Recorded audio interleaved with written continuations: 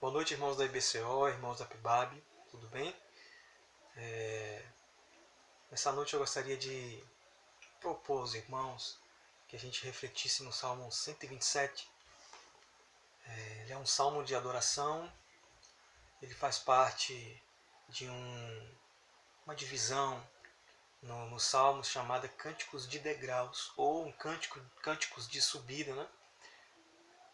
Ele começa no Salmo 120 e vai até o Salmo 134. Mas hoje eu gostaria de propor o 127. Diz assim o Salmo: Se o Senhor não edificar a casa, em vão trabalham os que a edificam.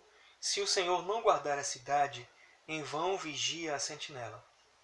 Inútil vos será levantar madrugada, repousar tarde, comer o pão de dores, pois assim dá ele aos seus amados o sono. Eis que os filhos são herança do Senhor, e o fruto do ventre o seu galardão. Como flecha nas mãos do valente, assim são os filhos da mocidade. Bem-aventurado o homem que enche deles a sua aljava. Não serão confundidos quando falarem com seus inimigos à porta. Este salmo ele traz uma ênfase acerca da futilidade que é o esforço humano sem a ajuda divina, sem a ajuda de Deus. Quando nós, como seres humanos, tentamos resolver as coisas do nosso jeito, quando achamos que os nossos recursos são suficientes para nos dar garantia de segurança sobre qualquer assunto, tudo que fazemos alheios à vontade de Deus torna-se uma futilidade. De acordo com o comentarista Moody, este salmo ele encontrou uma especial aplicação como canção popular entre os peregrinos. Quem eram peregrinos? Aqueles que são estrangeiros, aqueles que não são naturais da terra, daquele lugar, que não são nativos, aqueles que não são moradores. Só para enfatizar, Jesus, ele em sua oração lá em João 17,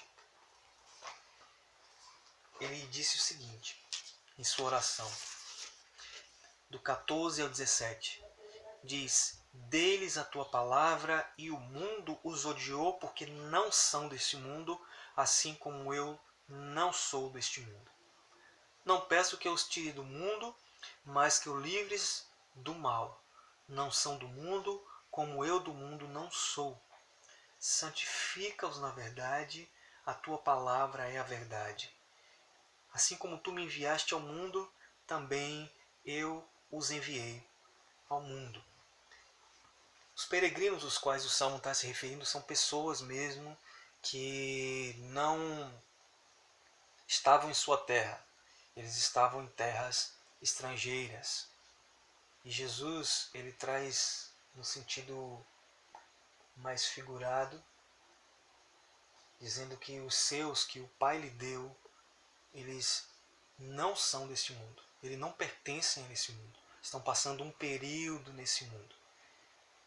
E nós somos peregrinos de fato, não pertencemos a Ele. Pertencemos a Deus porque fomos resgatados pelo sangue de Jesus.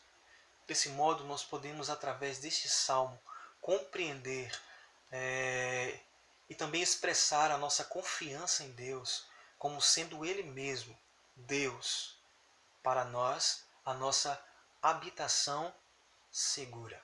A nossa habitação segura não é nesse mundo. A nossa habitação segura não se encontra aqui, não é porque nós fechamos a nossa casa, porque nós temos as nossas metas de higiene, de isolamento, de quarentena, que nós estamos seguros, que nós estamos garantidos. A nossa confiança, ela deve estar inteiramente em Deus. Eu gostaria de refletir com os irmãos sobre o seguinte tema: uma habitação segura. Trabalhando dois pontos simples: Deus, a nossa única segurança, e o ponto 2, as bênçãos da vida familiar. Diante de tanta necessidade de segurança que nós temos, né, nós somos privados dos nossos cultos coletivos, do nosso trabalho, do nosso lazer, entre outras coisas. E esse momento é oportuno de nós refletirmos à luz da palavra de Deus sobre o que seria ou quem seria essa habitação segura. Então, o ponto 1, Deus, a nossa habitação segura, baseada nos versículos de 1 a 3, a 2, perdão, que diz o seguinte: Se o Senhor não edificar a casa, em vão trabalham os que a edificam. Se o Senhor não guardar a cidade, em vão vigia a sentinela. Inútil vos será levantar de madrugada, repousar tarde, comer o pão de dores, pois assim dá ele aos seus amados o sono. Nós vemos aqui uma dependência do Senhor. Os esforços humanos são totalmente em vão no que diz respeito à segurança, quando esses esforços estão fora da vontade e da ação de Deus. Quer seja a casa ou quer seja a cidade, a obra do construtor e a vigilância do sentinela se tornam inúteis sem a providência do Senhor. A total dependência do homem deve estar em Deus e inteiramente em Deus. Construir uma casa e guardar uma cidade não adianta nada de acordo com os padrões divinos se Deus não estiver incluído nos planos e esforços do homem. Até mesmo o homem, aquele que é diligente, que trabalha de manhã cedo, como o Salmo está dizendo, acorda cedo e dorme tarde, né? Ele não pode esperar sucesso absoluto em sua obra sem a justiça de Deus, sem as bênçãos do Senhor. Os longos dias de labuta que nós temos, o cuidado, os nossos anseios não têm valor algum sem a providência divina. Um trecho que fala comer o pão de dores, não é? Ele pode ser compreendido como o trabalho árduo, aquele trabalho intenso, não é? Por alimento, o alimento nosso de cada dia, não é? É possível que o salmista se refira ao sono como uma evidência de uma atitude confiante, né? Que afasta de nós a ansiedade. É como aquele que, apesar dos problemas, aquele que está com a confiança no Senhor, apesar de tudo que está acontecendo ao redor dele, ele consegue dormir. Ele consegue colocar a sua cabeça no travesseiro e ele dorme. Por quê? Porque a confiança dele não está nesse mundo. A confiança dele não está nos padrões deste mundo, naquilo que o mundo lhe oferece, naquilo que o governo propõe, não está no salário dele, não está na sua conta bancária, mas a confiança dele está onde? Está em Deus. O pensamento talvez seja o mesmo que Jesus expressou lá em Mateus 6. Mateus 6 diz o seguinte: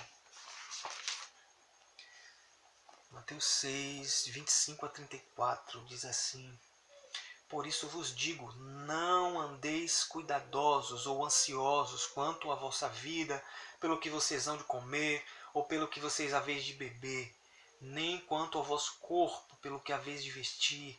Não é a vida mais do que o mantimento, e o corpo mais do que as vestimentas?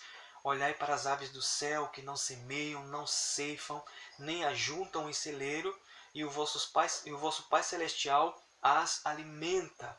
Não tendes vós muito mais valor do que elas? E qual de vós poderá, com todos os seus esforços, seus cuidados, acrescentar um côvado à sua altura? E quanto ao vestuário, por que andais solícitos, preocupados? Olhai para o lírio nos campos, como eles crescem, não trabalham, não fiam. Eu vos digo que nem mesmo Salomão, em toda a sua glória, se vestiu como qualquer um deles. Pois se Deus assim veste a erva do campo, que hoje existe e amanhã é lançada no forno, como não vestirá muito mais a vós, homens de pequena fé? Não andeis, pois, inquietos, dizendo: o que comeremos, ou o que beberemos, ou como nos vestiremos? Porque todas essas coisas os gentios procuram. De certo, vosso Pai Celestial bem sabe que necessitais de todas essas coisas, mas buscai primeiro o reino de Deus e a sua justiça, e todas essas coisas vos serão acrescentadas. Não vos inquieteis, pois, pelo dia de amanhã, porque o dia de amanhã cuidará de si mesmo. Basta cada dia o seu mal. Jesus, claríssimo, ele explica para nós essa questão de que Deus ele sabe cuidar de nós, e essa é uma razão perfeita para que nós venhamos a confiar unicamente em quem? Unicamente em Deus, porque Ele é a nossa habitação segura. E o ponto 2, as bênçãos da vida familiar.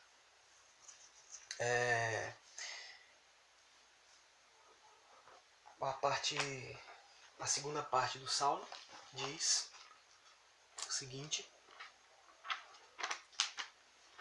diz assim, que os filhos são herança do Senhor, e o fruto do ventre o seu galardão, como flechas na mão dos valentes, assim são os filhos da mocidade.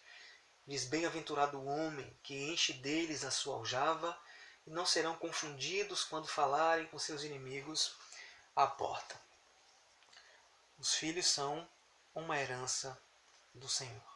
O conceito da necessidade da dependência de Deus, ele é transmitido nesse trecho do Salmo para a constituição da família. Um reconhecimento de que os filhos são um presente de Deus se torna uma base para a constituição de um lar bem-sucedido. Alegria e proteção são descritos como os resultados de se ter filhos e conseguir educá-los. Lembramos do texto bíblico que diz: ensina o menino no caminho em que deve andar, e quando for velho, não se desviará dele. Especialmente importante são os filhos da mocidade de um homem, que podem protegê-lo e defender sua causa contra os seus adversários quando ele ficar velho, ou num local de tribunal de justiça, junto às portas da cidade, conforme o Salmo. Por que os filhos da mocidade? Porque quando o pai estiver velho, os filhos estarão formados, jovens, fortes, capazes de defendê-lo, capazes de protegê-lo diante das injustiças. Eles serão a sua força quando ele estiver velho, assim como flechas na mão do valente, ou seja, uma defesa contra os seus inimigos, como uma defesa contra acusações falsas diante de um tribunal, não é? Na porta da cidade era o lugar onde os anciãos se reuniam para julgar, não é? As disputas que haviam. Então, por isso que ele está se referindo ali. E também as portas da cidade era o lugar onde os inimigos vinham para invadir. Então, os filhos também eram como flecha no sentido de defender a casa, de defender as portas da cidade. Não é? Mas, independentemente da situação, os filhos numerosos de um homem eram considerados como a sua força e sua segurança, uma fonte de satisfação e de alegria. Quando nós estivermos velhinhos, sem conseguir mais fazer as nossas atividades normais, limitados, os nossos filhos, a nossa herança, ensinados a temer a Deus, serão um sinal claro de que Deus é a nossa segurança, quando manifestarem sobre nós o seu cuidado, sua proteção, seu afeto, seu amparo. Que nós possamos, em nome de Jesus, colocar a nossa confiança inteiramente no Senhor. Ele é a nossa habitação segura. E nessa habitação segura, Ele deixa para nós também herança. Somos peregrinos, querendo construir, às vezes, casas, querendo fortalecer a nossa cidade com as nossas estruturas, mas precisamos lembrar que a nossa habitação segura é o Senhor, e que Deus, não é? Ele é a nossa única segurança, e que as bênçãos familiares que Ele nos deu se refletem muito através da nossa herança que Ele nos deu, que são os nossos filhos. Não é? Quando estivermos velhinhos, quem vai cuidar da gente? Os nossos filhos. Precisamos ensiná-los a temer a Deus para que eles sejam homens e mulheres que temem também ao Senhor. Que Deus, pois, nos abençoe em nome de Jesus.